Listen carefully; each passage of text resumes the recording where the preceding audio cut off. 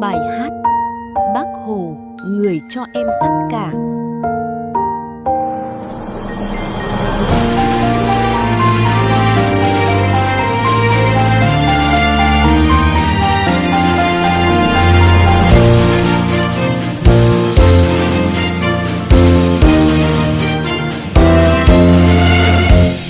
Cho ánh nắng ban mai là những sáng bình minh, cho những đêm tròn đẹp là chị hàng tươi xinh. Cây cho trái và cho hoa, sông cho tôm và cho cá, đồng ruộng cho bông lúa, chuyên tặng lời gieo ca.